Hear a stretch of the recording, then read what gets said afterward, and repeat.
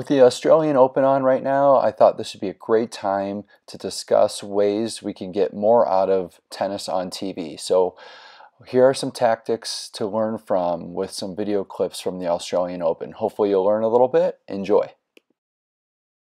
We're going to first look at a tennis match a little differently. So instead of looking at it in this viewpoint, we're going to focus on the player a little bit closer. So we're going to look at Nadal. We're going to watch how much he moves in between hitting points, and hopefully you'll get appreciation for how much it takes to win just a point in tennis sometimes at the pro level. Nadal is one of the best movers, and as he's moving, eventually the court opens up for him where he can hit a winner. But until then, he's got to keep moving, keep moving, keep moving. So this is just a reminder for players to really think about, one thing in tennis is if you're having a bad day, just focus on moving. When you move well, things open up and you never know what you could get. A lot of us want to hit more forehands. So here's an example of Dimitrov trying to hit forehands, but eventually just gets stuck hitting some backhands, and that's not a strong shot. So he's not going to want to keep hitting cross-court backhands. So he's going to open up the court, and when he to do that, you got to change the pattern. So he hits down the line, but watch how he anticipates the cross-court shot coming, where he can jump on this and hit a forehand in an aggressive manner and take control of the point, and then eventually put away the ball.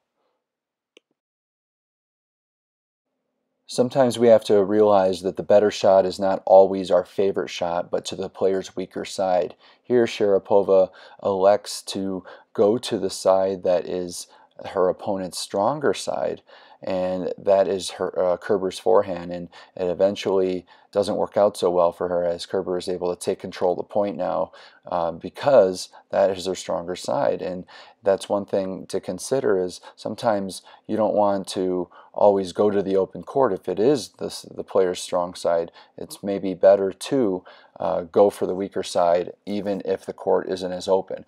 Another way of thinking about it is, going to the open court after you take control of the point. So here Nadal's hitting, fore or backhand, and if you want to go to his forehand, you got to go on your terms, and then he hits a weaker side. So now you can go back to the weaker backhand of his and get a weak reply, or even a winner in this case.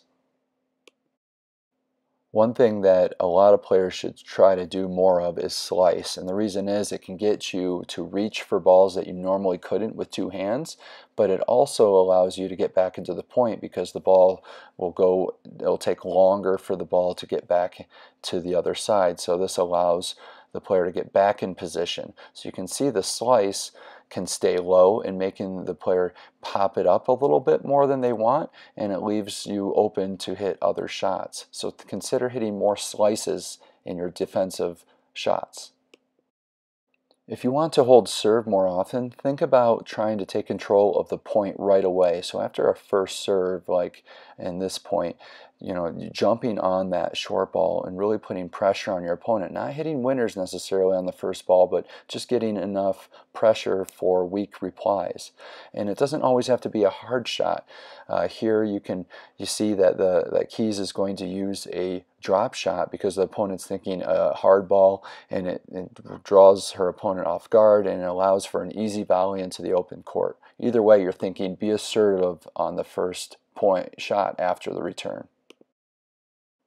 This is something that I've worked on a lot lately, and it's paid off, and that is hitting volleys short once you get your opponent off on their heels by hitting the ball deep and getting them off the court. Most players are not used to moving forward as much as side to side, so a short volley is quite effective.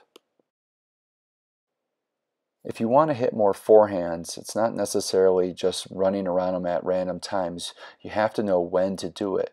So the point here is, if you get into a cross-court battle, which happens a lot in tennis, especially in the backhand, is finding the time to do it. So Federer doesn't have, and he's on the defensive right now, but once he hits a good slice or hits a ball that his opponent is unable to, he knows he's not going to hit a good ball back, like right here, he knows he can jump on the ball now and open up the court for an easy shot next. So consider hitting a good deep backhand and then running around your backhand to hit more forehands.